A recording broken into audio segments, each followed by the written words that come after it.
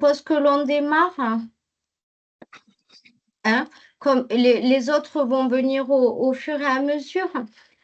Donc merci à toutes et tous d'être là. Merci beaucoup de vous être libérés sur cette heure pour parler, de la prévention des risques professionnels, dans les EAJE associatifs.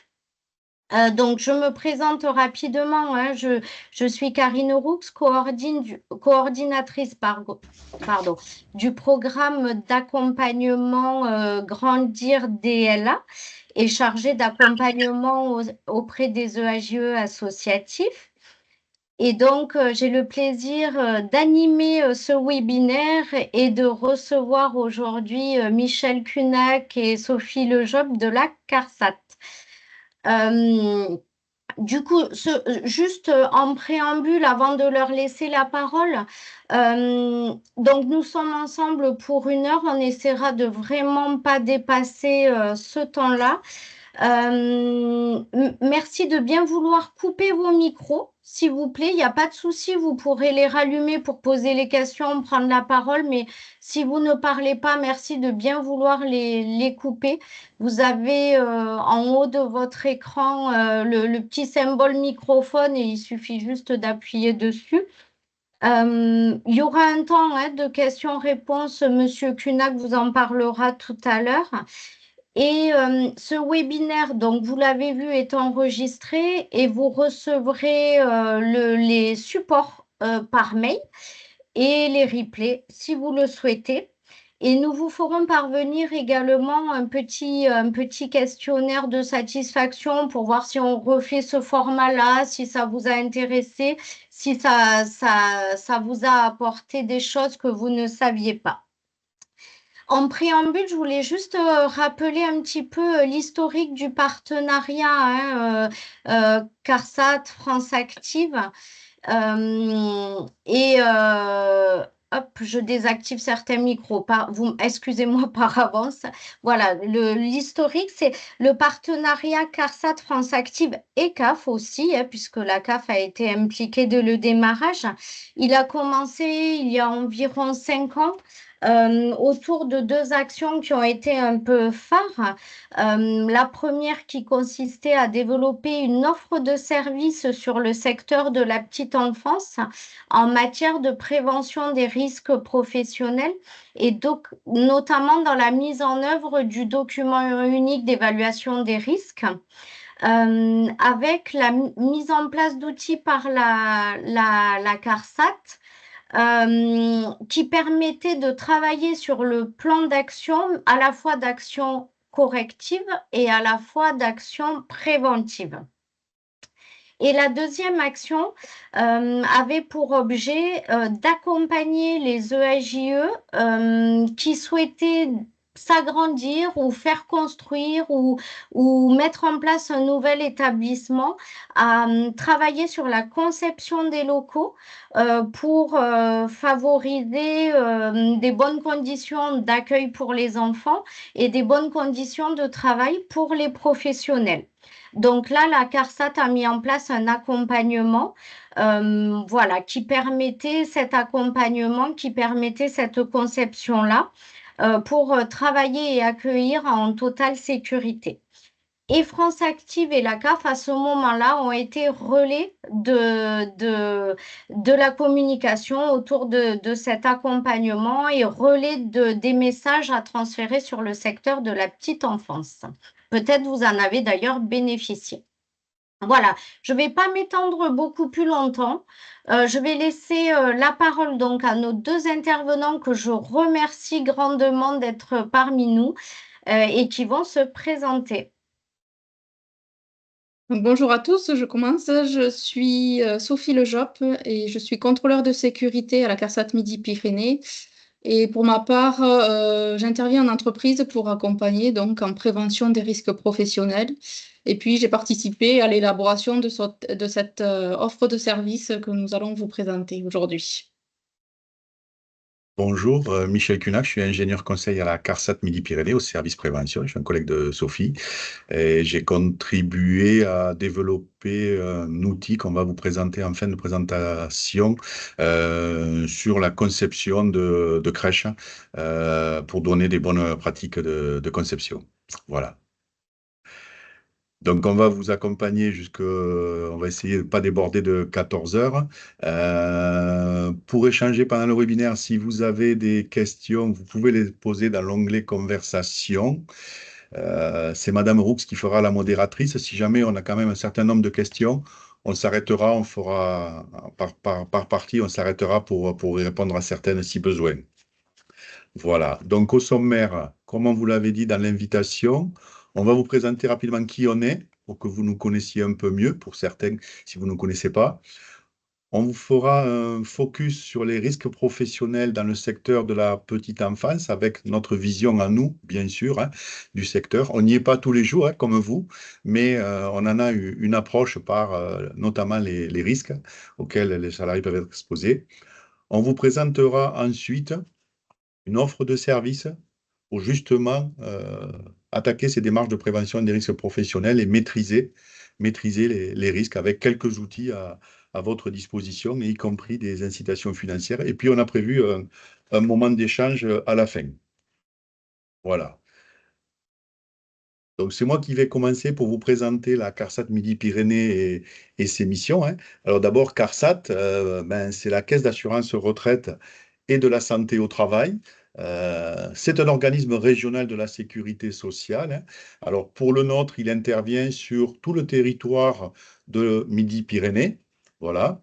En termes d'organisation, il est sous tutelle de deux caisses nationales, la Caisse nationale d'assurance vieillesse et la Caisse nationale d'assurance maladie, et répond des missions de trois branches, en fait. La branche retraite, bien sûr, la branche maladie et la branche assurance maladie risque professionnel, puisque ces deux branches sont rattachées à la CNAM. Voilà. La CARSAT, elle déploie les missions de service public liées à ces trois branches. D'abord, bien sûr, pour la branche retraite, hein, où on a le plus de salariés, de collègues à la CARSAT, hein, c'est de calculer, de payer les retraites de nos assurés, hein. Pour la branche maladie et aussi pour la branche retraite, d'aider à accompagner des assurés en difficulté. Alors pour les retraités, ça peut être par exemple les aider à aménager les locaux pour rester le plus longtemps possible chez eux et ne pas partir en EHPAD. Et pour des salariés, par exemple, qui seraient en arrêt longue maladie, il y a tout un processus qui permet de prévenir la désinsertion professionnelle pour aider le salarié qui est en arrêt à anticiper et à voir comment il pourra éventuellement réintervenir dans son travail ou devoir changer, hein, le cas échéant. Et puis enfin, la dernière mission de service public qu'on va vous présenter un peu plus en détail, celle de prévenir et tarifer les risques professionnels. C'est sur cette partie-là où on travaille avec Sophie. Donc c'est celle-là que je vous présente maintenant, hein, la branche assurance maladie risques professionnels, hein. Elle est dédiée bien sûr à la santé et la sécurité au travail de tous les salariés du régime général, hein. Donc les missions, elles sont déployées par un réseau au niveau national de 21 caisses, hein, que ce soit un CARSAT, pour Paris, ça s'appelle une CRAM encore, et puis un DOM-TOM, ce sont les CGSS, hein, avec des équipes de professionnels en matière de prévention, hein. Et on s'appuie sur notre centre de recherche, l'Institut national de recherche et sécurité, l'INRS, qui produit beaucoup de documents qui sont à votre disposition, bien sûr. Et puis un organisme qui fait le relais avec l'international pour voir ce qui se passe un peu en Europe et dans les autres pays, c'est Eurogip. Donc, pour donner quelques idées, hein, notre branche, elle assure environ un peu plus de 19 millions de salariés du régime général, hein, du secteur privé. Pour Midi-Pyrénées, c'est un peu plus de 870 000 salariés répartis en 90 000 établissements, dont les vôtres, bien sûr. Trois missions interdépendantes qui sont réalisées par le réseau. La partie réparation pour indemniser et accompagner toutes les victimes, soit d'accidents du travail, soit de maladies professionnelles, hein, c'est ce qu'on appelle la réparation, qui se passe dans les caisses primaires d'assurance maladie, les CEPAM. C'est là où on envoie les déclarations d'accident du travail, par exemple. La partie tarification qui permet d'équilibrer le budget de la branche, où on fixe les taux de cotisation de tous les établissements, ça se passe en CARSAT. Et puis, l'aide aux entreprises pour prévenir les risques professionnels. Là, c'est notre métier à Sophie et à moi, hein, et qu'on va vous préciser juste après, hein. Donc là, l'objectif pour nous, hein, c'est d'accompagner les entreprises pour mettre en œuvre des démarches pour prévenir les risques professionnels, pour améliorer la santé et la sécurité de leurs salariés et la qualité de vie et des conditions de travail. En intervenant, on contribue à réduire l'exposition des salariés à des risques, hein. On est là pour les aider. Et bien sûr, réduire le nombre et la gravité des accidents du travail et des maladies professionnelles qui peuvent arriver dans les entreprises. Voilà. Et donc, de façon concrète, voilà nos modalités d'intervention. Si vous ne nous avez jamais vu intervenir dans vos structures, hein. Donc, en fait, on est une cinquantaine de personnes dans le service en Midi-Pyrénées, pour partie ingénieurs, conseils et contrôleurs de sécurité. On intervient prioritairement dans des établissements pour lesquels on a des programmes d'action nationaux qui sont fixés par l'État, hein, avec des problématiques d'exposition à des risques majeurs, par exemple les troubles musculo-squelettiques, hein. Ils en existent dans vos structures. Le risque chimique, qui est un risque majeur, notamment quand les salariés sont exposés aux cancérogènes. Les chutes, que ce soit de plein pied ou de hauteur, vous pouvez aussi en avoir dans vos structures. Les risques psychosociaux, le risque routier. Voilà, donc on a des programmes nationaux qu'on décline avec des cibles d'entreprises qu'on identifie par leur sinistralité. Et puis il y a aussi quelques secteurs privilégiés dont on sait que la sinistralité est importante. Le BTP, le secteur sanitaire et médico-social, et puis l'intérim. Et vous avez à l'écran tous nos moyens d'action. Donc on peut informer, hein. Voilà, informer avec la diffusion de documentation, celle de l'INRS. Votre compte employeur vous donne aussi quelques éléments. On peut dialoguer, on peut intervenir dans des CSE qu'on appelle les anciens CHSCT. On peut participer à des échanges avec des branches professionnelles. On intervient bien sûr en entreprise, hein. On a le droit d'entrer dans toutes les entreprises du régime général, comme les inspecteurs du travail, hein. Voilà. Et puis, on peut faire des préconisations, aider les entreprises à identifier des risques et leur proposer des solutions de prévention. On a aussi une offre de formation qu'on vous évoquera tout à l'heure par rapport à celle qui peut vous intéresser, et des incitations financières aussi, ça fait partie de nos outils, pour aider les entreprises à mettre en œuvre des solutions de prévention. On y reviendra aussi pour celles qui peuvent vous intéresser dans une deuxième partie. Voilà, donc je vais passer la parole à Sophie qui va vous présenter le focus sur les risques professionnels dans ce secteur de la petite enfance. Oui, merci Michel. Alors du coup, pour ce focus sur les risques pro, déjà on va commencer par faire un petit tour parmi le monde de la petite enfance. Du coup, pour nous, en termes de cotisants au régime général de la sécurité sociale, ça concerne plus de 300 000 salariés en fait, qui sont répartis entre plus de 200 000 assistantes maternelles, 87 000 salariés dans les 11 000 établissements en France. Et puis une grosse partie qui est quand même assurée par la famille, avec 64% de l'accueil qui se fait au sein des familles. Voilà. Du coup, je peux passer peut-être à la prochaine, voilà, sur ce focus sur les risques. Donc, en termes d'accidentologie, les douleurs au dos sont en fait beaucoup plus fréquentes, avec dans votre profession 46% des accidents du travail qui concernent vraiment les douleurs au dos et qui sont majoritairement liés aux manutentions manuelles la plupart du temps. Donc, il peut s'agir d'activités de lever de coucher des enfants, du change des enfants, de la réception des commandes aussi, avec des colis qui peuvent être lourds, des packs d'eau à manutentionner, etc. Le rangement du matériel pour les activités ou encore les activités de ménage. Donc, dans votre métier, en deuxième position, on retrouve les chutes, donc chutes de hauteur et chutes de plein pied qui vont représenter à elles 45% des accidents du travail. Donc, ce sont là, par exemple, des glissades sur sol mouillé, des trébuchements qui sont liés à l'encombrement des sols, les jeux, les tapis, etc. Également des faux pas ou encore des pertes d'équilibre, par exemple dans les escaliers.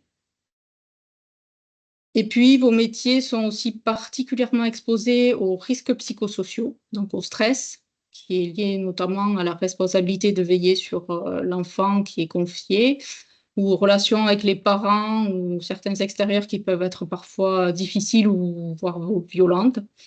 Et puis aussi la charge émotionnelle du travail avec les enfants. Donc ces risques, ils sont à l'origine de plusieurs pathologies telles que dépression, troubles du sommeil. Ça peut être aussi des maladies psychosomatiques, troubles musculo-squelettiques qui se développent à travers ces facteurs-là. Et puis tout ceci provoque bien évidemment de l'absentéisme, des arrêts de travail, un turnover important qui va venir désorganiser les structures. Et puis à noter également que ces risques sont en constante augmentation. Et puis, dernier risque qu'on voulait mettre en évidence aujourd'hui, c'est l'ambiance sonore. C'est la 4e source d'accidents du travail. Et donc, ce niveau sonore, il est souvent élevé. Ça peut être assez éprouvant nerveusement, source de stress, de fatigue. Et puis, ça impose aussi aux professionnels de forcer la voix pour se faire entendre. Et donc, un niveau sonore élevé, ça a des conséquences sur la santé qui peuvent aller jusqu'à la surdité, en fait. Et en France, euh, la surdité professionnelle, c'est la 4e cause de maladies professionnelles reconnues, avec plus de 500 surdités professionnelles qui sont reconnues chaque année. Du coup, une fois les principaux risques énoncés, on va maintenant évoquer leurs conséquences en termes d'enjeux humains, avec leur impact en termes d'accidents du travail et de maladies professionnelles. Donc ça se résume en 3 chiffres clés, donc 200 000, même plus de 200 000, presque 300 000 journées perdues par an dans votre profession qui sont liées aux accidents du travail et aux maladies professionnelles. Le second chiffre, c'est 66, donc c'est le nombre de jours d'arrêt en moyenne pour un accident du travail, soit un peu plus de 2 mois d'arrêt. Et enfin, 255, c'est le nombre de jours d'arrêt en moyenne pour une maladie professionnelle, soit environ 8 mois et demi d'arrêt. Donc tous ces chiffres nous montrent l'impact des accidents du travail et des maladies professionnelles sur votre activité. Donc, pour rappel, dans votre profession, ça impacte en termes d'absence, ça pénalise l'organisation du travail, l'équilibre de la structure et aussi la qualité d'accueil des enfants. Donc, c'est important de définir des mesures de prévention pour éviter ou limiter ces risques, hein. Et je rappelle également que la prévention relève de la responsabilité de l'employeur en concertation avec l'ensemble des professionnels de l'établissement. Je redonne la main à Michel pour vous présenter l'ensemble des outils pour vous guider dans cette démarche de prévention. Oui, donc merci Sophie. Vous voyez que quand même les risques auxquels sont soumis les salariés de vos établissements, c'est pas neutre. Et donc on a développé, c'est notre mission, on a développé une offre spécifique pour le secteur de la petite enfance et qu'on vous présente. Alors en fait, c'est une action qu'on a menée au niveau national sur les 5 dernières années. En fait, on avait identifié 40 secteurs d'activité en France pour lesquels vu la sinistralité, vu les risques, on avait décidé de développer une offre pour aider ces entreprises à prendre en main la santé et la sécurité de leurs salariés. Voilà. Et donc, nous, à Midi-Pyrénées, on a porté l'offre petite enfance pour tous les collègues. Ça s'est fait avec les fédérations professionnelles, hein. Voilà. Et donc, on a mis en place une offre. Alors, c'est la même pour tous les métiers, hein, avec des particularités, hein. Donc, en vert clair, vous avez tout ce qui a été développé uniquement pour le secteur de la petite enfance, hein. Et puis en vert foncé, c'est des outils, des aides qui sont à votre disposition, mais qui sont transverses, qui peuvent aussi servir dans d'autres secteurs d'activité. Alors pour vous les présenter, bien sûr, en haut au milieu, vous avez 2 pages web sur des sites internet de Amélie et de l'INRS. Alors les liens, ils sont actifs. Donc quand vous récupérerez le PowerPoint, vous pourrez y aller directement, hein, qui peuvent vous donner des informations sur tout ce qui existe sur le site de la Sécurité sociale Amélie et sur le site de l'INRS et qui peuvent vous aider justement par rapport à des risques auxquels vos salariés seraient, ou vos salariés seraient exposés. Pour commencer par rapport au risque professionnel, on commence toujours par l'évaluation. Donc, vous avez l'outil qui s'appelle OIRA, je vais y revenir, hein, qui aide à évaluer les risques. C'est un outil dédié au secteur de la petite enfance. Hein, voilà. À partir du moment où vous avez évalué les risques, après, on vous a mis à disposition quelques outils, par exemple les fiches CBCM, comment bien choisir son matériel que va vous présenter Sophie, qui parle de plan de charge, d'assises d'adultes, de couchage. Quelles sont la réglementation, quels sont les conseils que donnent nous pour choisir des matériels qui soient efficaces et qui aident à préserver la santé de vos salariés. Dans le même ordre d'idée, des fiches solutions qui là sont un peu plus transverses, par exemple pour agir, pour réduire le bruit. Donc là, ce n'est pas spécifique à votre métier, mais vous verrez qu'il y a des solutions. On va vous les présenter. Il y en a une autre, par exemple, sur réduire les risques infectieux. Voilà, qui peuvent aussi vous intéresser dans le secteur d'activité. Il y en a d'autres que vous retrouvez sur le site INRS, mais qui sont peut-être un peu moins proches de vos préoccupations. On a un outil, un dépliant de présentation en bas à gauche là, de l'INRS, qui représente un peu plus en détail ce qu'on vient de vous évoquer. Et puis ensuite, de l'autre côté, tout à fait en haut à droite, je vais y revenir, c'est un outil par rapport à la prévention des risques psychosociaux pour aider à faire le point sur les risques psychosociaux. Quand vous avez dans votre structure un accident du travail, on vous donne un outil aussi pour agir par rapport à cet accident du travail, analyser les causes et trouver des solutions pour qu'il ne se reproduisent pas. Et enfin, en termes de formation et d'aide financière, voilà, formation, il y a tout un catalogue sur le site de l'INRS. On va vous en représenter quelques-unes formations qui sont plus dédiées à votre secteur d'activité, qui pourraient vous intéresser, notamment les bases en prévention, hein, pour avoir un premier niveau d'appréhension de ce que c'est que la prévention des risques professionnels. Quand vous accueillez des nouveaux, cet outil qu'on ne reprécisera pas, qui est le cahier de l'accueillant. Qu'est-ce que je prépare avant qu'un nouveau collègue arrive, les premiers jours, les premiers mois? Voilà, c'est une sorte de pense-bête pour bien l'accompagner dans sa nouvelle mission dans votre structure. Et puis les aides financières, je vais y revenir. Donc, pour l'outil d'évaluation que je vous ai évoqué, donc, il s'appelle OIRA, hein, donc, tout employeur doit réglementairement réaliser son évaluation des risques professionnels dans son établissement et il doit formaliser ce qu'on appelle un document unique. Voilà. Et donc, à partir de cet outil OIRA, vous pouvez réaliser votre évaluation du risque et votre document unique avec un outil qui est dédié pour le secteur de la petite enfance. Donc, il va vous permettre de réaliser votre évaluation des risques et en plus, il va vous aider à établir un plan d'action en vous proposant des solutions concrètes liées vraiment à votre activité. Donc, vous avez le lien sur la page, hein. Il n'y a pas de souci, vous pourrez vous connecter en ligne. L'avantage de cet outil, c'est qu'on peut y revenir. Vous pouvez le retravailler à plusieurs reprises, le mettre à jour autant de fois que vous voulez. Vous pouvez même y intégrer un échéancier, par exemple, par rapport aux actions que vous prévoyez dans l'année pour avoir une répartition par trimestre ou voilà, pour pas tout faire à la fois. Je vous en donne un exemple là. Voilà, c'est un exemple d'un document unique qui a été élaboré avec OIRA, hein. Donc, vous avez, alors on a pris une page avec 2 items. Et donc, vous avez le deuxième item, par exemple, il vous parle de comment réduire, est-ce que mes locaux l'aménagement contribue-t-il à réduire le bruit? Donc, vous avez une explication. Est-ce que le risque est maîtrisé? Ça, c'est vous qui pouvez le formaliser suivant ce que vous avez mis en place ou pas. Et il vous propose des solutions à mettre en œuvre. Donc là, ils en avaient retenu 3, hein, il y en a d'autres, hein. Voilà, par exemple, limiter la propagation du bruit d'une salle à une autre par des cloisons et des portes acoustiquement isolantes. Bon, voilà. Donc cet outil, si vous n'avez pas fait votre évaluation des risques ou si vous voulez la reprendre, ça peut vous aider à la faire et à regarder quelles actions vous auriez à mettre en place en fonction de vos divers risques, notamment ceux qu'on vous a présentés en amont. Donc ça, c'est pour réaliser l'évaluation des risques. Je vais maintenant passer la main à Sophie qui va vous parler des fameuses fiches solutions, des solutions concrètes qui peuvent vous aider. Oui, alors on peut mettre en place des solutions. Alors là, on présente un incontournable en prévention. C'est une fiche qui permet d'agir pour réduire le bruit dans les espaces d'accueil. Donc, vous pourrez retrouver ces fiches à travers notre carrousel, notre offre de service, ou directement sur les sites de l'INRS ou Amélie, section entreprise santé au travail.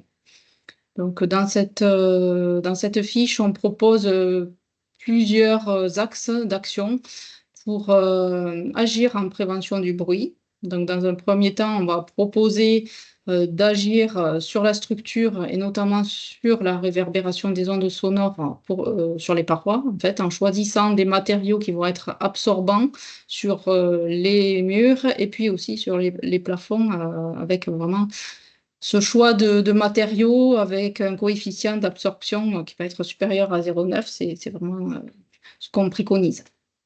Et puis ça peut passer aussi par le cloisonnement des espaces avec des cloisons acoustiques mobiles, par exemple, ou des baffles absorbants sur les murs et le plafond. Deuxième axe, on va agir sur l'isolation de façon à éviter la transmission du bruit d'une pièce à l'autre. Donc là, on va choisir également des matériaux acoustiques dans les cloisons. Ensuite, troisième point, agir sur les bruits des équipements. Donc, on va choisir des équipements les moins émissifs possibles, donc que ce soit le lave-linge, sèche-linge, le lave-vaisselle.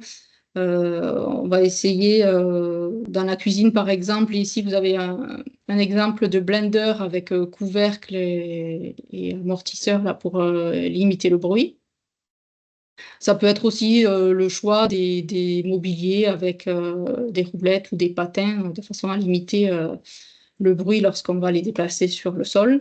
Et puis après, le choix des jouets, peut-être des jouets souples, en tissu ou en caoutchouc. Voilà, ce sont que des exemples. Hein. Puis limiter l'accès aux instruments de musique qui, on le sait, ont tendance à énerver un peu les professionnels. Dernier axe, favoriser les activités en sous-groupe ou à l'extérieur. Donc là, on va viser plutôt tout ce qui est organisation du travail et venir limiter ainsi l'impact de l'activité. Maintenant, je vais vous présenter les 3 fiches pour comment bien choisir son matériel. Donc, on en a ici 3. Donc, comment choisir les plans de change, les assises pour adultes et les couchages pour les enfants. Donc, ce sont les 3 fiches que nous avons élaborées en Midi-Pyrénées pour vos métiers. Donc, les principes pour le choix du plan de change. Donc, on va privilégier un éclairage indirect ici à droite, en haut, pour éviter l'éblouissement, que ce soit des salariés ou de l'enfant. On va installer un châssis vitré pour pouvoir également avoir une visibilité sur la zone de vie. Privilégier une hauteur adaptée là, en fonction des enfants, avec une profondeur adaptée. Bon, tout ça, vous retrouverez les éléments chiffrés dans la fiche. L'escalier, qui est un incontournable, l'escalier direct d'accès au plan de change. Et puis après, favoriser l'accessibilité directe aux consommables, l'accessibilité également directe au point d'eau. Et puis en bas à gauche, favoriser un accès pour les pieds en dessous du plan de change de façon à approcher le bassin au maximum du plan de change. Donc voilà, ce sont des exemples ici d'autres plans de change qui peuvent exister, donc des plans de change à hauteur variable, donc de type, il y en a un qui va directement pouvoir accueillir l'enfant dès le sol, et puis après on va pouvoir remonter à l'aide d'une télécommande pour mettre à la bonne hauteur l'enfant. Donc ici, un autre plan de change qui va intégrer un change debout, donc de façon à voir l'enfant directement à portée sans avoir à le coucher. Voilà, faciliter son change donc plutôt pour les grands enfants, effectivement. Donc ce sont des exemples de choses qu'on a pu rencontrer en établissement. Vous avez peut-être déjà ces équipements-là. Vous nous direz tout à l'heure, peut-être pendant les échanges. Maintenant, les assises. Donc, on va favoriser du coup les assises sur roulette. Donc, plutôt autobloquantes, avec 5 roulettes minimum pour garantir une stabilité, que ce soit réglable en hauteur, avec une assise rembourrée, et puis ce dossier réglable que l'on va pouvoir mettre à souhait, soit dans le dos pour avoir un appui, soit en appui ventral, par exemple lorsque vous êtes au moment du repas pour donner le repas aux enfants. Ça permettra d'avoir un appui devant. Oui, tu peux passer, Michel. Du coup, oui, les acides, autre point incontournable, hein, on arrive dans certains établissements à avoir encore des personnes assises directement à même le sol. Du coup, on va préconiser ici plusieurs types d'assises. Alors, certaines avec des coussins plus ou moins rembourrés. Et l'essentiel, c'est d'avoir vraiment quand même un appui pour le dos, de façon à avoir le moins de postures contraignantes possible. Et puis, l'idée essentielle, c'est vraiment de tester avant d'acheter et de choisir un type d'équipement. Et puis ici, dernière proposition d'assise, ce fauteuil d'allaitement, donc on a pu voir également en établissement, qui va avoir une tablette pivotante là, pour pouvoir poser le matériel, un accoudoir qui est réglable de façon à avoir une posture la plus confortable possible. Et ce fauteuil va être monté sur roulette pour favoriser les déplacements pour le nettoyage, par exemple. Et puis, se repose-pied également pour la posture. On va passer, Michel, sur le choix des lits maintenant. Donc, pour les bébés, peut-être favoriser cette ouverture à une main, de façon à pouvoir ouvrir la barrière alors qu'on a un enfant dans les bras. La literie qui est surélevée et à hauteur de buste. Un mobilier sur roulette, encore une fois, avec des freins, de façon à pouvoir bloquer le lit, mais également pouvoir le déplacer facilement pour le nettoyage. On retrouve sur cet équipement-là un hublot pour faciliter la visibilité sur l'enfant pendant la sieste. Et puis cette barrière escamotable qui s'ouvre d'une main. Pour les grands et les moyens, du coup, alors on a fait un petit distinguo entre les dortoirs mutualisés ou dortoirs fixes, donc tout dépend de comment vous êtes structuré. On va favoriser ici ces lits barquettes en matériaux légers, facilement manipulables. Donc on a ces types de poignées là qu'on peut utiliser pour les soulever sans avoir à se baisser. Et puis des chariots à roulettes pour pouvoir les déplacer facilement et également faciliter le nettoyage de la pièce. Et puis en dortoir fixe, on retrouve souvent ces lits avec rembourrage en mousse là, qui sont facilement manipulables et très légers. Voilà, ce sont que des exemples. Il faut également choisir ce matériel en faisant des essais et en confrontant plusieurs fournisseurs. Voilà pour le choix du matériel.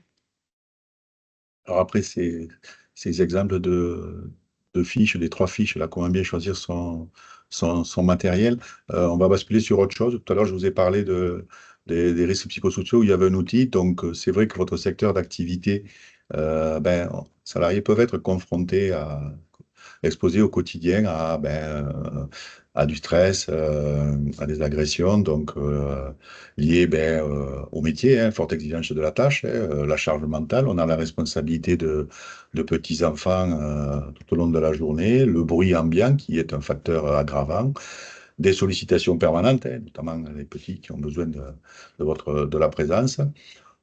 Des salariés qui ont fait état du faible soutien social. Alors, c'est de par le fait notamment des petites structures où on peut se sentir isolé par moment, pour avoir la sensation d'être isolé, hein, bon, et donc, c'est aussi ça auquel il faut remédier. Et puis les violences externes. Alors, les violences externes, ça peut être ni plus ni moins que au moment des transitions, hein, des transmissions avec les parents, hein, des parents énervés, voilà, et une forte attente, toujours pareil, des parents vis-à-vis des enfants et des personnes à qui ils confient leurs enfants. Donc, l'exposition aux risques psychosociaux, elle peut être avérée. Donc, nous, on propose une méthodologie pour agir en prévention des risques psychosociaux. Alors, vous la retrouvez détaillée dans un document de l'INRS, hein, qui a un nom barbare ED 6349, hein, comment agir en prévention. Euh, vous avez les 5 étapes. Hein, alors, il faut préparer cette démarche, bien sûr, quand vous vous lancez dans les risques psychosociaux. Il faut d'abord avoir identifié d'abord de quoi on parle, hein, les définitions, le périmètre, est-ce que je fais toute ma structure ou juste une partie. Donc, et qui participe? Il faut au maximum que les salariés soient impliqués dans l'action. Comment on va se réunir? Parce que vous avez un métier. Comment on va trouver du temps pour y travailler? Ça aussi, hein, ça fait partie de cette étape 1. Après, l'étape 2, c'est l'analyse, hein, des situations de travail réel. On va interroger le travail, les situations de travail pour voir vraiment les causes et puis derrière pouvoir élaborer un plan d'action. Voilà, quelques actions, hein. Il ne s'agit pas de faire quelque chose d'énorme. Et puis à, à la taille de sa structure, ce plan d'action, il faudra le mettre en œuvre avec des délais, des responsables chargés de réaliser ces actions et puis les suivre, bien sûr, pour voir si elles sont efficaces. Donc ça, c'est la méthodologie globale qu'on propose dans la branche à toutes les entreprises, quelles qu'elles soient, hein, bien sûr, et qui peuvent s'appliquer à vous.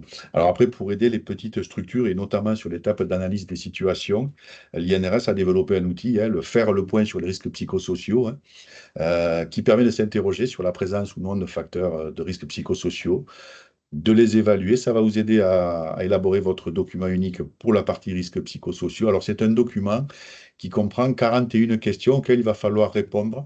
41 questions qui interrogent votre métier, votre travail. Certaines, c'est les salariés qui vont y répondre. Il y en a une dizaine à la fin, c'est plutôt la direction parce que on évoque avez-vous fait votre document unique? Alors voilà, il y a plus des questions qui concernent la direction. Et à partir de ce questionnaire-là, vous allez pouvoir voilà, vous imprimez, vous formalisez votre évaluation des risques et commencer à travailler sur des plans d'action. Voilà. Si vous avez besoin d'être accompagné, alors on est peu nombreux, donc on a forcément un collègue qui couvre votre secteur géographique, qui peut être un appui en première approche, hein, pour vous aider sur les documents à récupérer la méthodologie. On a 2 psychologues du travail qui interviennent en appui, alors plutôt dans des cas difficiles, hein, des cas compliqués, donc on ne souhaite pas à aucune entreprise, mais bon, il y a une recrudescence, enfin, il y a une augmentation de plus en plus des burn-out, voire des cas de suicide ou tentative de suicide. Donc, on est plutôt évidemment sur ces actions-là. Vous avez des psychologues du travail aussi dans les services de santé au travail que vous pouvez solliciter, hein, qui peuvent être des bons relais. Et puis, on a des consultants. Nous, au niveau de la CARSAT Midi-Pyrénées, que vous retrouverez sur notre site internet, vous aurez les liens à la fin, hein. On a une équipe de 11 consultants conventionnés qui peuvent déployer la démarche qu'on vous a évoquée. Voilà. Bon, évidemment, eux, forcément, c'est dans le monde commercial, donc forcément qu'il y aura un coût associé. Donc, voilà des outils qui peuvent vous aider. Et sur le site de l'INRS, hein, vous retrouvez d'autres documentations sur les risques psychosociaux. On a écrit beaucoup de choses, hein. Mais c'était les points qui pouvaient vous aider à vous au niveau du secteur de la petite enfance. Voilà pour la partie psychosociaux. Et comme on l'avait évoqué tout à l'heure, alors là, je change totalement de sujet, un autre outil qui peut vous aider si jamais vous avez un projet euh, de création ou d'extension ou de réaménagement de vos locaux. Alors, c'est un outil qu'on a développé en Midi-Pyrénées. C'est ni plus ni moins qu'une plaquette, hein. Une plaquette, une sorte de dossier pour réfléchir à un projet. C'est un socle de bonnes pratiques pour intégrer la santé et la sécurité, donc les fondamentaux en matière de santé et de sécurité au travail dans votre projet dès la conception, le plus en amont possible. Voilà. L'objectif, c'est d'éviter d'oublier des choses qui pourraient être à la sortie irréversibles quand vous aurez construit. Ou alors, pour modifier vos locaux, il faudra des coûts 3, 5, 10, 100 fois 100 fois plus important, voire irréalisable. Donc, on propose une méthodologie pour réussir un projet où, dans le document, on parle des enjeux. On rappelle que par rapport à un projet, vous avez des enjeux humains, des enjeux financiers, réglementaires, environnementaux, une qualité de service vers vos, vers les enfants et leurs parents, et puis une réglementation qui vous impose un certain nombre de choses. Donc, ça vous le rappelle, une démarche projet. Comment on réfléchit à un projet? Ça doit être participatif avec vos salariés, peut-être avec des aides extérieures, un service de santé, peut-être un architecte, peut-être nous, euh, pluridisciplinaire, itératif, c'est-à-dire que votre projet, il va vivre, vous allez revenir sur des décisions que vous allez modifier au fil de votre projet, et puis global, c'est vraiment avoir une vision de l'ensemble du projet. Voilà, c'est la démarche qu'on propose avec un point incontournable, c'est la programmation, c'est-à-dire le moment où vous allez formaliser quels sont vos objectifs, vos contraintes, comment vous envisagez d'utiliser les différents espaces de la crèche que vous allez créer, que vous allez formaliser pour l'architecte, pour le maître d'œuvre, pour que dans la proposition qu'il vous fasse, il n'oublie pas vos contraintes à vous de futurs utilisateurs des locaux. Voilà, il ne s'agit pas de faire un bel espace. Vous verrez dans la plaquette, il y a la photo d'une belle crèche qui a été faite du côté de Guebwiller. Mais il y a surtout l'utilisation des espaces à l'intérieur qui a été bien pensé par rapport à vos métiers. Et puis les différentes étapes d'une construction pour mémoire. Et en deuxième partie, on vous donne une présentation de 10 points clés incontournables, c'est-à-dire des choses qu'il ne faut pas rater pendant la conception des logos, avant de le construire. Sinon, après, ça sera compliqué et il y aura des problématiques d'exposition à des risques. Donc, 10 points clés, j'en ai cité quelques-uns. C'est par exemple comment on organise l'espace d'accueil du public quand les parents arrivent avec les poussettes, comment on les accueille, comment on stocke les poussettes, les espaces réservés aux adultes, les salariés, voilà. Les espaces de vie des enfants, comment on les aménage avec la partie dortoir sieste, la partie change, l'éclairage naturel qu'il ne faut pas oublier, les vestiaires, les sanitaires et les réfectoires, que ce soit pour les salariés ou les enfants, et la partie acoustique, comme vous en avez un peu parlé. Voilà, il y a 10 points clés avec à chaque fois les objectifs pour chaque point clé, comment je peux réaliser ces objectifs, comment je peux les atteindre, et quelques repères techniques et bonnes pratiques de conception pour vous aider. Voilà, alors, donc c'est un document, vous avez le lien sur la plaquette là, donc il n'y a pas de souci, il est en ligne sur notre page internet, vous pouvez y accéder. En milieu de document, vous avez le plan de masse d'une belle crèche, alors évidemment, c'est une crèche idéale, mais vous y retrouverez les 10 points clés, vous pouvez cliquer dessus et ça vous donne tous les conseils que vous pouvez avoir pour concevoir le jour où vous aurez un projet de construction de crèche. Voilà. Alors, juste, je me permets d'intervenir, je me fais la gardienne du temps. Il reste 15 minutes. Donc, voilà, il y aurait beaucoup à dire. Et du coup, on vous laisse continuer pour laisser la place aussi aux questions-réponses. Il nous reste 2 Oui, slides. on Allez, fait vite. super. Alors, j'enchaîne avec la partie formation que nous proposons. Alors, avec un incontournable qui est acquérir des bases en prévention des risques pro. Donc, c'est vraiment pour identifier des principes généraux de prévention, arriver à comprendre le lien entre travail et santé, et puis participer à l'évaluation des risques professionnels. Donc, deux possibilités pour celle-ci, soit de le faire en e-learning, donc ça prend à peu près un jour, mais on peut se le faire à souhait, le différer et le faire au fur et à mesure quand on a le temps. Et puis sinon, on le propose au sein de la CARSAT Midi-Pyrénées, on le fait en présentiel sur 2 jours. Autre formation qu'on va préconiser pour vos métiers, ce sera la formation PRAP, donc prévention des risques liés à l'activité physique, avec une formation dédiée aux dirigeants sur une journée. Et puis une autre formation pour les salariés sur, 2 jours, devenir acteur PRAP. Donc là, c'est vraiment en lien avec l'activité physique. Alors, on propose aussi d'autres formations. Suite à un accident du travail, on peut venir participer à la formation analyser un accident du travail qui est elle là sur 2 jours, qui est proposée également par la CARSAT Midi-Pyrénées. Et puis devenir référent en santé sécurité au travail, qui là est une formation un peu plus conséquente sur les fondamentaux en termes de prévention et qui va durer 3 jours et demi. Donc, les formations proposées par le service prévention de la CARSAT vont être des formations gratuites, hein, qui sont animées par des agents de notre service. Donc, on vous met ici le lien vers le catalogue de 2024. Et puis, on a d'autres formations de l'offre nationale avec, lui, un coût pédagogique et forcément, qui va être animé par des partenaires et organismes de formation habilités au réseau. Donc, là aussi, on vous remet le lien. Donc, je te repasse la main, Et juste pour Michel. terminer, c'est la dernière slide, après on aura un temps d'échange pour répondre à vos questions.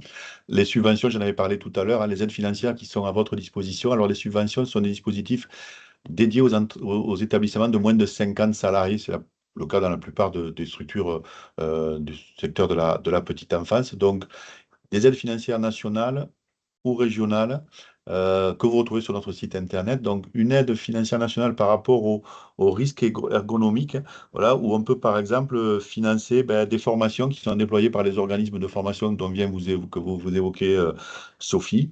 On peut aussi financer un diagnostic ergonomique, c'est-à-dire que par rapport à votre problématique, vous avez beaucoup de manutention manuelle, de posture contraignante, vous attachez les services d'un ergonome, alors qu'il faudra qu'il soit référencé chez nous, mais ça, le document le définit, hein, et qu'il vous fasse une analyse ergonomique. Et à partir de là, vous pouvez mettre en place des actions. On peut financer jusqu'à hauteur de 70% cette analyse ergonomique. Voilà. Alors, les subventions, c'est dans la limite de 25 000 euros, hein, pour la plupart. Pour celle-là, risque ergonomique, on va un peu plus loin. Le dispositif le précise. Mais on peut aller sur les autres, on peut vous accompagner jusqu'à 25 000 euros. On peut financer aussi dans cette subvention risque ergonomique des aménagements de postes de travail, par exemple, par rapport à une démarche de prévention de désinsertion professionnelle. Voilà, médecin du travail qui aurait dit qu'il faudra adapter un poste dans une structure. On peut financer quelque chose. Et on peut financer aussi la prise en charge de frais de personnel, des personnels qui seraient dédiés à des actions de prévention dans votre structure. Alors pour les petites structures, c'est difficile, mais on peut l'imaginer sur des plus grosses. Ça peut se financer. Ensuite, sur la subvention RPS accompagnement, là, c'est vraiment par rapport à une démarche pour la prévention des risques psychosociaux.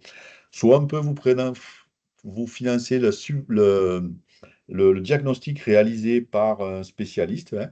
Donc, un des consultants, par exemple, pour Midi-Pyrénées, dont je vous ai évoqué la liste tout à l'heure, hein. Donc, il vous fait un diagnostic et il vous propose un plan d'action. Donc, cette partie diagnostic, on peut la financer en partie. Et dans un deuxième temps, on peut aussi financer, si vous avez fait faire un diagnostic, on peut aussi vous financer la mise en œuvre de ce plan d'action. Voilà, pour être accompagné par un consultant. Voilà, si un consultant vous accompagne pour mettre en œuvre ce plan d'action, on peut vous le financer. Ensuite, 2 autres subventions qu'on a surtout sur Midi-Pyrénées. Silence Plus, comme son nom l'indique, c'est pour financer les actions de prévention du bruit. Donc, par exemple, par rapport à ce qu'a évoqué Sophie tout à l'heure, pour traiter acoustiquement des murs, des plafonds, une isolation acoustique entre 2 salles, des portes isolées acoustiquement. Voilà, ça, c'est le genre de choses qu'on peut vous financer au travers de cette aide. Et pour locaux plus sûrs, là, c'est vraiment pour la conception des locaux. Là, c'est par exemple la mise en œuvre d'éclairage naturel dans les locaux. Dans les locaux, parfois dans l'industrie, il y a des locaux qui sont aveugles où les gens travaillent sans fenêtre. Donc là, l'idée, c'est de financer des fenêtres à hauteur d'homme pour que les gens voient à l'extérieur. Voilà, donc sur la plupart, on finance à hauteur de 50%. Sur risque ergonomique, on va plus loin, on va à hauteur de 70%. Voilà, soit 50% d'investissement avec un maximum à 50 000 euros. Donc, c'est des aides qui existent depuis longtemps, hein, et on a choisi celles qui peuvent aller avec votre secteur d'activité de la petite enfance. Voilà, donc on en a terminé. On a essayé de vous donner un panel de voilà l'offre qui était à votre disposition, hein. Maintenant, si vous avez des questions, n'hésitez pas. Je crois qu'on va réouvrir les micros et puis dans le temps qui reste, on est à Oui. votre. Donc, on a déjà une question par écrit. Merci beaucoup, Madame Lejop et Monsieur Cunac pour votre intervention très très riche avec plein d'informations. On avait déjà une question, même si vous y avez répondu en partie, hein, de Lola Marie de Cocagna 31. Est-ce que les structures peuvent avoir un accompagnement par un consultant gratuitement, que ce soit sur l'évaluation, la sensibilisation, la formation? Vous y avez répondu en partie. Est-ce qu'il y a des choses peut-être à repréciser par rapport à cette question-là pour que tout le monde ait l'information? Alors, deux choses. Alors, sur la notion de consultant, forcément, ça ne sera pas gratuit parce que c'est un consultant externe. Donc, il y a quelques cas où on peut aider financièrement, je vous l'ai évoqué dans les subventions. C'est par exemple si vous faites intervenir un consultant pour la prévention des risques psychosociaux, pour vous faire le diagnostic, là, vous pouvez être aidé. Vous pouvez être également aidé si vous faites intervenir un consultant pour vous faire un diagnostic ergonomique, c'est-à-dire par rapport à une problématique de manutention manuelle, de salariés qui se plaignent de troubles musculo-squelettiques. Là, il peut y avoir l'intervention d'un ergonome dont on peut en partie, à travers l'aide, vous aider. Après, sur une approche, alors telle qu'est tournée la question, je dirais sur une approche des risques professionnels au sens large, là forcément, vous aurez, via un consultant, si vous appelez un consultant externe, vous aurez vous aurez un coût. Donc, les seuls où vous n'aurez pas des coûts, c'est si un de mes collègues peut intervenir pour vous donner au moins les pistes, mais il ne vous fera pas l'évaluation, hein. Il pourrait intervenir pour vous donner au moins les pistes d'action, puisque vous payez une cotisation et c'est compris dedans. Mais nous sommes très très peu nombreux, donc forcément, on cible plutôt les endroits où il y a vraiment des risques majeurs, hein, donc des gens qui sont, entre guillemets, en danger, hein, par rapport à une exposition à un produit chimique très dangereux ou autre. Donc, on ne fait pas forcément de la réponse à la demande. Sinon, vous avez votre service de santé au travail aussi, où il y a des professionnels, hein, des IPRP, intervenants en prévention des risques professionnels, qui peuvent venir, notamment quand ils font la fiche entreprise, qui peuvent venir vous donner des conseils. Voilà, et vous orienter. Merci. N'hésitez pas à prendre la parole avec les micros. Ouais, on n'est pas très nombreux, nombreuses, Oui. donc n'hésitez pas à poser vos questions directement. Alors, on a une question d'Audrey et Fabienne de Poscalin. Bonjour, est-il possible de monter les dossiers pour avoir des aides financières pour l'achat de mobilier ergonomique? Donc, Audrey, je pense que tu fais allusion au lit et au plan de change. Oui, bonjour. Oui, c'est exactement ça. Le petit mobilier, qu'il soit pour les enfants ou pour les professionnels. Effectivement, les assises, les lits, voilà, tout le petit mobilier associé, voilà, qui pourrait faciliter la vie et l'ergonomie. Oui, alors on a cette aide financière risque ergonomique là, qui permet, qui est un volet équipement de travail, qui va permettre de financer des équipements de travail. Alors, c'est selon des cahiers des charges bien précis et il n'y a qu'une liste restreinte de matériel qui est disponible. Pour vos métiers, ça va peut-être pas correspondre. Par contre, ça va être surtout via le volet aménagement de poste dès lors qu'il y a des douleurs déclarées à la médecine du travail et un aménagement qui est recommandé par le médecin du travail, donc via ce volet-là. Et ça va être surtout pour le professionnel et pas pour l'enfant. Voilà, vraiment, nous, on est axé sur le professionnel. D'accord. Autrement dit, juste pour compléter, ça voudrait dire que la structure qui souhaite demander un financement doit d'abord passer par le médecin du travail, qui constate effectivement qu'il y a un besoin parce qu'il y a des professionnels qui sont en souffrance Exactement. physique, hein, c'est ça, d'accord. C'est tout à fait ça. Et dans l'idéal, il faudrait qu'il y ait une étude de poste qui soit réalisée avec la médecine du travail. Tout à fait. Petite question de précision. Du coup, oui, je comprends, effectivement, il faudrait avoir une professionnelle en souffrance pour pouvoir monter ça. Est-ce que cependant, une fois qu'on a cette professionnelle-là, ça veut dire que c'est l'achat d'un mobilier pour cette personne-là ou on peut envisager du coup de se servir de ça pour en faire bénéficier et anticiper les risques auprès des autres professionnels? Ou si vous voulez, par exemple, pour être concrète, ça veut dire qu'on va par exemple pouvoir n'acheter qu'une chaise ergonomique pour cette professionnelle-là. Oui, Oui, c'est tout à ça. fait. Donc, C'est tout à fait ça.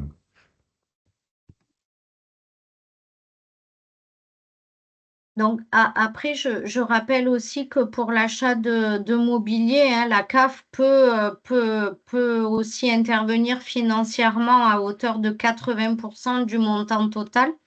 Donc, peut-être envisager de faire un montage financier entre CAF et CARSAT, le cas échéant, puisque la CARSAT, donc, si j'ai bien compris, vous financez à hauteur maximum de 50% du montant total, hein.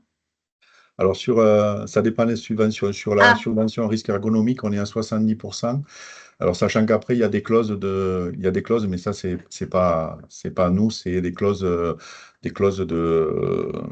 comment dirais-je, De des clauses cumul des nationales, hein, aides. de non-cumul des aides publiques, bien sûr, hein, Ouais. puisqu'on ne d'accord. peut pas cumuler des aides publiques sur l'achat d'un mobilier.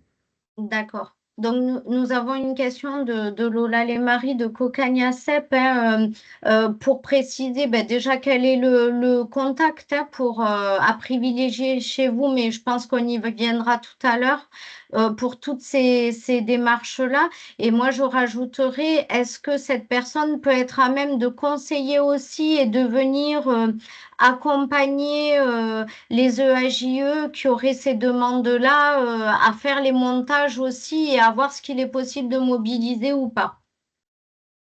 Et alors, je vous ai remis, voilà, pour répondre à la question, j'ai remis le lien alors que vous avez dans la présentation, c'était le dernier slide.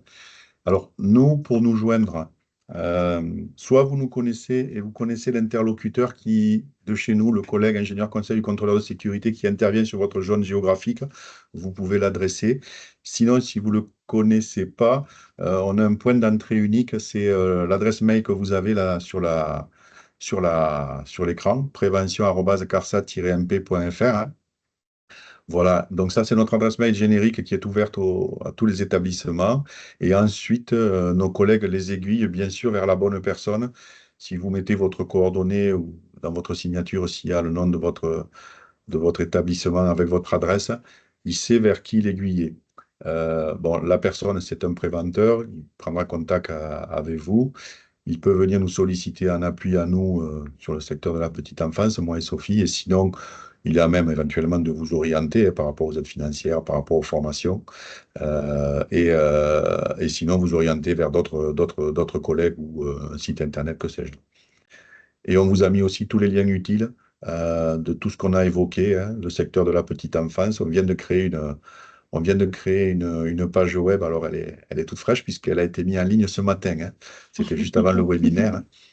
Euh, voilà, vous y retrouverez une grosse partie de ce qu'on vous a évoqué, notre offre formation, nos aides financières, notre page sur les risques psychosociaux, et puis après, 2 pages d'informations sur les métiers de la petite enfance sur le site Amélie et sur le site INRS. Merci beaucoup. Nous avons une question de Madame Filaquier. Oui, bonjour à tous. C'est juste un peu Bonjour. pour illustrer, parce que c'est vrai que là, nous, on vit une situation actuellement, et c'est la médecine du travail qui nous a bien aidés. En fait, une salariée était en arrêt, un très long arrêt de travail, de plus d'1 an et demi par rapport à un problème de dos. Et c'est le médecin de la médecine du travail qui a conseillé en fait un équipement, un exosquelette. Voilà, c'est comme un harnais qui l'aide. Et là, on est en train en fait de mettre en place les choses et on est aidé par Cap Emploi, pardon. D'accord. Et en fait, de ça va découler une étude en fait ergonomique ciblée bien sûr sur cette personne, mais comme cette personne, ben, les activités qu'elle fait, on les fait toutes, donc ça va aider l'ensemble du personnel et voilà. Mais vraiment, avec la médecine du travail et là, la dame, mince, Madame Guillaume, là, nous aide beaucoup et ouais, on a un bon accompagnement. Voilà. Super. Je pense que la Merci médecine, Oui. médecine du travail donc, peut être des alliés même dans la création du document unique aussi. Tout à fait. Tout à fait, oui, oui. Bon, en l'occurrence, nous, on est plus frileux au sein du réseau avec les exosquelettes, mais surtout dans vos métiers, on dit qu'il faut plutôt agir sur l'organisation du travail en amont et voir comment on peut adapter le poste avant d'adapter le salarié lui-même au Alors, travail. ça a été fait. Alors, c'est pas tout à fait un exosquelette, hein, c'est exo, je sais plus. Voilà, c'est plus un harnais pour d'aide au maintien en fait, hein. D'accord, ok. Voilà. Oui, oui, mais effectivement, la médecine du travail est un allié dans la démarche de prévention. Il ne faut pas hésiter à les solliciter, oui. Ouais. Et du coup, en termes de financement de ce dispositif, de cette adaptation, Cap Emploi ne finance pas. Est-ce que c'est financé par les AGFIP, la CARSAT, la CAF? Oui, alors pas la CAF. Donc, il va y avoir une aide, je pense, par la CARSAT, il me semble, et après l'employeur. D'accord. Alors, sur La les exos, non, juste bon. Après, c'est tout récent, hein, donc je ne sais pas. Je sais que quelqu'un va nous aider, je ne vous dirai pas qui. Et après, c'est Peut-être la GFIP, oui. Oui. oui, parce que là, on est plutôt dans un dispositif de prévention de la désinsertion professionnelle pour que votre salarié puisse retravailler, hein. Et donc là, il y a tout, voilà, il y a tout un dispositif qui se met en place. Il y a des collègues chez nous qui sont au service social, qui aident les salariés en difficulté, voilà, qui peuvent être intervenus ou intervenir. Et après, c'est vrai qu'il y a d'autres organismes, bon, les AGFI, la CAF, qui peuvent aider aussi. Oui. On nous a dit qu'on allait être aidés, ça, oui. Oui, oui. Mm. Merci beaucoup en tout cas pour votre témoignage. D'autres questions, d'autres remarques, d'autres témoignages avant que nous clôturions ce premier webinaire? Non, tout est clair, parfait. Donc, moi, je vous remercie déjà toutes d'avoir été présentes, toutes et tous. Merci d'avoir pris ce temps-là, hein. Encore une fois, on sait que c'est chargé en ce moment avant les congés d'été. Merci, Madame Le Jop, infiniment. Merci, Monsieur Cunac. C'était très riche, très clair. Merci de votre disponibilité aussi. Et voilà, d'effectivement tout ce que vous avez pu apporter et tout ce que vous apporterez encore, puisque ce n'est que le début. Voilà, juste, nous vous transmettrons donc d'ici la semaine prochaine le support qui a été présenté avec tous les liens actifs, comme l'a rappelé Monsieur Cunac, hein, sur lesquels vous pourrez cliquer directement pour avoir les informations. Le lien du replay. Également, une communication, enfin, vous retrouverez toutes les informations sur le site de la CARSAT et peut-être sur celui de France Active. À voir. Je vous laisse le mot de la fin, Madame Le Jop, Monsieur Cunac. Oui, merci à tous de nous avoir suivis. Et puis, comme vous l'a mis Michel dans la discussion, du coup, on peut se retrouver sur le Salon Petit 1 qui aura lieu au mois de novembre. On aura un stand commun certainement avec la CAF. Donc, merci à tous. Bon après-midi. Merci beaucoup. Bonne À continuation. bientôt. Merci à vous. À bientôt. Au revoir. Au revoir.